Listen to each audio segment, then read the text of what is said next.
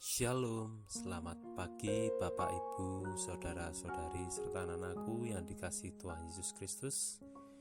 Kita bertemu kembali dalam program Satu Hati Sapaan Tuhan tiap pagi dari Gereja GKJ Condong Catur.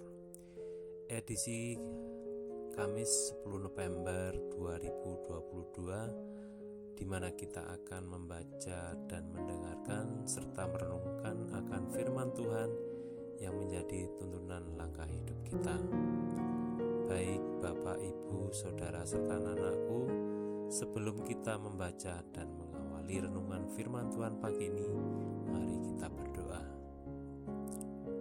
Bapa kami yang kami sembah dan kami puji di kerajaan surga yang mulia, Tuhan kami Sang Pencipta dan Memelihara kehidupan kami mengucap syukur dan terima kasih ya Tuhan atas pemberian hari baru serta penyertaan-Mu di kala saat kami beristirahat kemarin malam.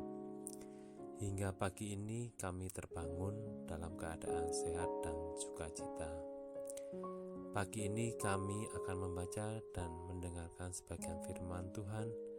Kami memohon ya Tuhan melalui Roh Kudus-Mu, kiranya Tuhan membuka hati dan pikiran kami supaya kami bisa memahami dan serta melakukan dalam segenap kehidupan kami.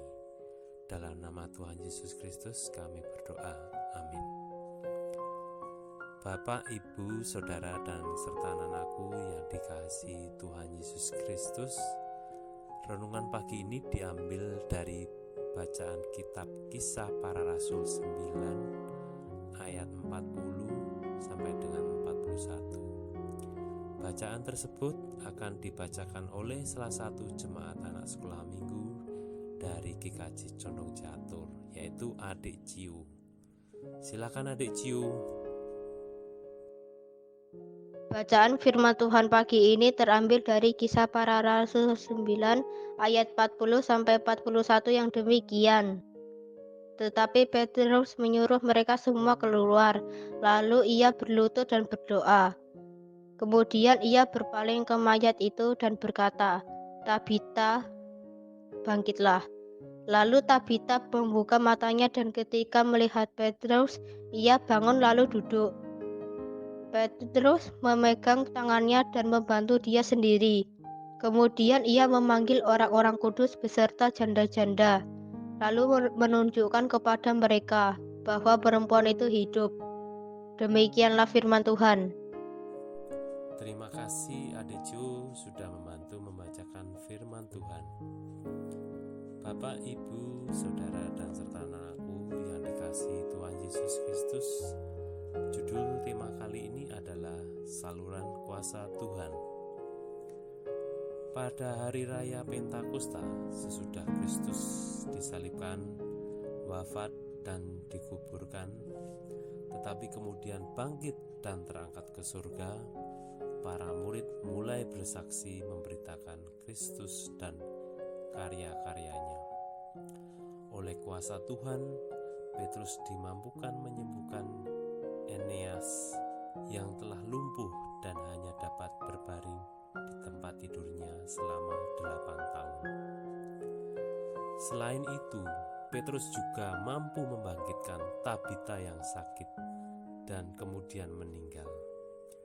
Pada saat Petrus sampai ke tempat Tabita yang sudah meninggal itu, ia menyuruh semua orang keluar ruangan, lalu berlutut dan berdoa. Kemudian ia berkata, "Tabita, bangkitlah." Dan Tabita pun membuka matanya, dan ketika melihat Petrus, ia segera bangun lalu duduk.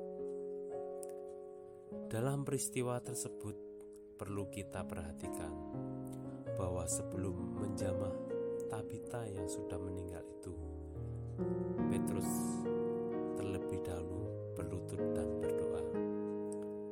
Dapat kita pastikan bahwa dalam doanya itu Petrus memohon penyertaan kuasa Tuhan yang ia yakini mampu membangkitkan Tabita. Dan benar, Tabita bangkit dari kematiannya oleh kuasa Tuhan. Jadi yang telah membangkitkan Tabita itu sebenarnya bukan Petrus, melainkan Tuhan. Petrus hanya menjadi sarana atau alatnya saja. Dari kisah Petrus yang berdoa dahulu sebelum membangkitkan Tabita itu dapat kita simpulkan betapa pentingnya arti doa sebelum melakukan hal-hal yang di luar kemampuan kita. Kita sendiri tidak mampu, tetapi oleh kuasa Tuhan yang kita minta melalui doa kita itu, kita jadi mampu. Amin.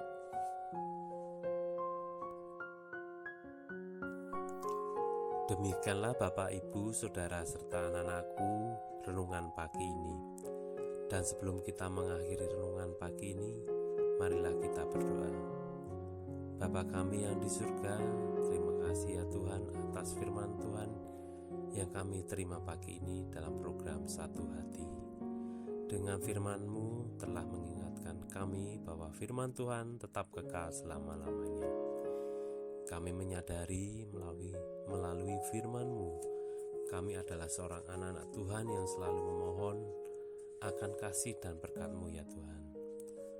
Tolonglah kami ya Tuhan, mampukan kami supaya kami bisa berdoa sebelum melakukan aktivitas kami ya Tuhan. Karena kami yakin dan percaya bahwa doa yang benar akan besar kuasanya.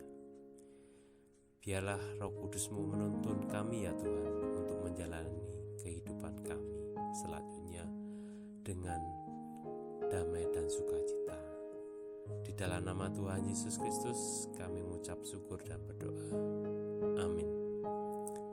Selamat pagi, selamat beraktivitas. Tuhan Yesus memberkati.